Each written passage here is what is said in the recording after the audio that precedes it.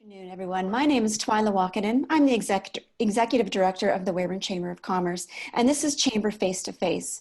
Chamber Face to Face is a series of videos that we're putting on social media and our YouTube station that really provides us with these conversations with leaders within our chamber community. So today I'm so pleased and excited to have with me Karen Smith. Karen is the Chief Executive Officer of the Better Business Bureau of Saskatchewan. So welcome, Karen. Thank you very much for having me. And thank you. Glad you invited me. And thank you for coming, Karen. Out there in the Weyburn area. Thank you so much for allowing us to have some of your really valuable time. So Karen, I know that you have provided some excellent resources, in particular to our chamber network, and we do send those out to our chamber members. And just, I guess, from a basic standpoint, let us know what the Better Business Bureau does. Sure. Well, the Better Business Bureau is really all about trying to create trust in the marketplace. And we can do that by, basically there's two buckets of things that we can do. We can either help consumers or buyers to find good businesses. So we have a database that helps us to enable that. And then we have another database where we handle scams, because that's the piece that takes away from a trustworthy marketplace. We either contribute to it or you take it away. And, essentially that's what we're doing, is gathering information for buyers and sellers to help them make more informed decisions. Great. And you guys do fantastic work too. And, the reason why we have you on today is to talk about COVID-19 and the crisis that's ensuing as we speak. So Karen, unfortunately, with this type of a situation, I believe, and I've heard that scammers are, ready and charging forward in terms of taking advantage of people and businesses. And can you just comment on what the Better Business Bureau has seen lately and the trends that you're seeing and how scammers are trying to infiltrate both businesses and people? Sure, I sure can. We did a deep dive. We took a really close look during the month of March. So as soon as March was closed down, took a look at what kind of scams were reported in Scam Tracker, and in particular the ones that were, they had some kind of relationship to COVID-19 or the coronavirus or anything like that. And what we found, first of all, is that these were, kind of a new category, but similar types of scams that we had seen before and have seen in the past. Whenever there's an emergency or natural disaster, the scammers take advantage of that. So in Canada, it reflected 9% of our scams. Out of that 9%, 41% reported losing money. So they fell for a scam of some kind. And the median amount that was lost from a scam related to COVID was $80. So, that's a significant amount. Some of the other things that we found, just having a look at some of our stats for March here, and it kind of surprised me in some ways. The scammers were targeting certain groups of people, but the ones who were more susceptible weren't the ones that they were targeting. So let me tell you a little bit more about that. If we look at age demographics, we think that the older person is going to be more likely to fall for a scam. Well, that's not true, and it's not true in this case. They were targeted. They were the most targeted group. The over 55 were the most targeted group. 44 points out of 100 were the over 55 group. But their susceptibility was only at 35 points. If we take a look at the under 35 group, they were only targeted 16% of the time, but their susceptibility was 40 points. That's 2.5 times higher than what they were. That's a significant amount of difference. The group that had the most susceptibility was that middle piece, though, from 35 to 55 years. So in that particular group, they were targeted 40% of the time, but they fell for it 54% of the time. So when I take a look at that and apply it to just, our normal everyday, like, why is that? Well, they were the group that is most concerned about what's going to happen, not only to themselves, but to the family. And they're trying to make buying decisions online, perhaps in a mode that they weren't as familiar with, or certainly not on a 8 hours a day basis, because most of them in the past, they would maybe be online on the weekends or maybe for a little bit in the evenings after work. But now they have all day, and they are seeing things and clicking on things. And the best advice is to make sure to take your time. Doesn't matter when you're doing the purchasing, even in times of disasters or horrible things happening, think about what you're doing. Don't use the clicks. Don't take the easy way. Go a little bit. It might take you 2 or 3 minutes longer, but just go a little longer way and you'll be protected a little bit more. Probably the highest scam is masks of some kind. And so the mask scam is taking a couple of ways of doing it. One is to sell you a mask, get your credit card number, and never deliver the mask. So that's one way. The other way is to sell you a mask and send you something that's nothing but a piece of garbage.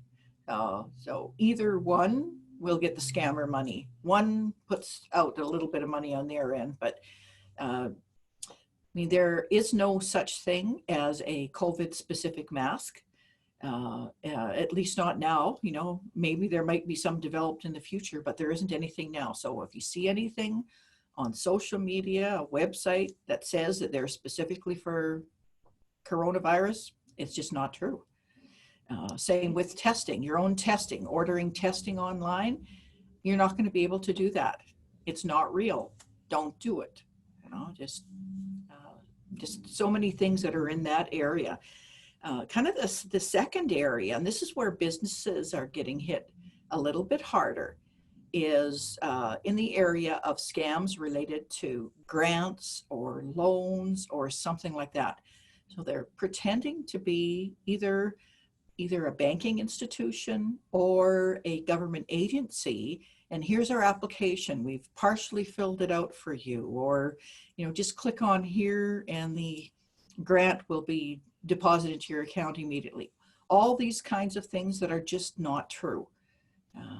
So they're impersonating the government is what you're saying. And I do think that I recall being on a webinar last week that they said the first day that the CURB announcement came out that you could actually apply, I believe CRA took down 17 fake websites that were impersonating as a real government website. And, that's scary because you consider the amount of personal information, including your banking information, that goes into, the application of some of these benefits. And, there are people that are, somewhat desperate, and those have been laid off and that can't work for different reasons, that are, really, undergoing a lot of stress and anxiety. And it would be very easy to overlook anything that's maybe not so obvious in terms of authenticity. So, and you hear about phony cures. You hear about phony work from home jobs. Like I've been doing a little bit of homework here. Shortage scams, like maybe even some price gouging that's out there. And I guess the sky's the limit, right? Yeah, it is. It's scammers are opportunists, and if they put what they did to good use, you can just imagine what kind of a fabulous business they'd be able to have instead of these illegal means. But that's what they do. Yeah, they're not going away. It's they're there. So we need to protect ourselves. And so, Karen, what would you suggest? If you were the victim of a scam, what's the process in which you would like people to follow in terms of maybe notification of the Better Business Bureau or such? So first of all, you need to report it, because government agencies can't do anything. We can't do anything unless it's reported. Most of the time, the reports have to be in writing. That's just a fact of life now, because we want to be able to research the information. Our website, we have a specific site that's just to collect scams. It's easy to use, bbb.org/scam tracker. It's kind of a cool site, even without this all going on. It's got a heat map, so you can see what's happening in all of North America, where the scams are more prominent. You report it using the big red button at the top right corner of the page. It's an easy, just form filling that tells us what you saw in the scam.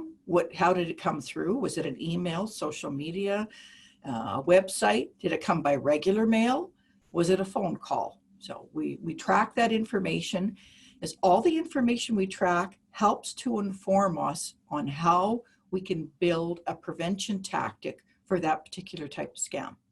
Okay. Fabulous. On the left side of that same web page is a filter system, and there's also all of the reports that we've ever created using the scam tracker information. And that's good because, we see that there are patterns, things like the fake mask. Well, the techniques they use are really no different than the puppy scams study that we did last year. So you can take a look at some of the other ones and you'll be prepared. It's being prepared for what's going to come.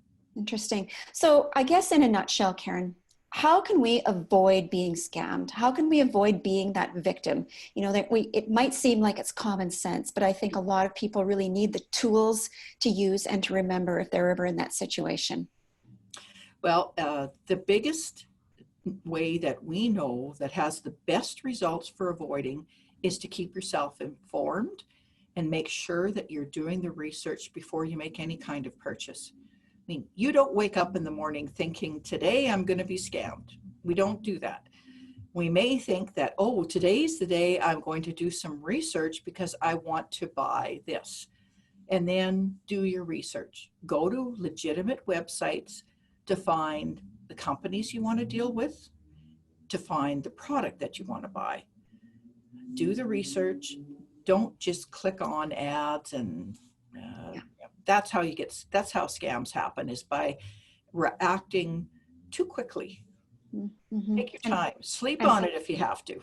Right. And I know too, pick up the phone, verify, if your gut says it's too good to be true, it probably is. Yes, that's very true. It's, again, the time to do the research means that you're going to be a little bit safer. And some of that research may be picking up the phone. If as an employee, I get an email that says my boss wants me to do something really quick, I know that that's not how that person normally acts. So I am going to pick up the phone. I'm not going to rely on a return email, because if it's a fake email, it's going to go right back to whoever created it. I'm going to pick up the phone and verify with that boss that, yes, you wanted me to pick up these gift cards. Or, oh, no, you didn't. Well, we just saved ourselves by verifying beforehand. Yeah, interesting. Well, thank you so much, Karen. This has been a very enlightening conversation. And I know that scammers have no borders. They have no genders. They just attack the people that they think that they can somehow capitalize either, money or information from. So I so appreciate your time today. I encourage everyone to visit the Better Business Bureau's website, just to understand that, there's no shame in reporting. Oftentimes I believe that those people that are scammed have a bit of shame associated with it. So they're scared to report it, but certainly it's for the good of everyone, for everyone to understand what types of scams are out there and what the Better Business Bureau is doing to try to help our community withstand some of these pressures that are behind COVID-19. Again, thank you so much, Karen. I really appreciate your time.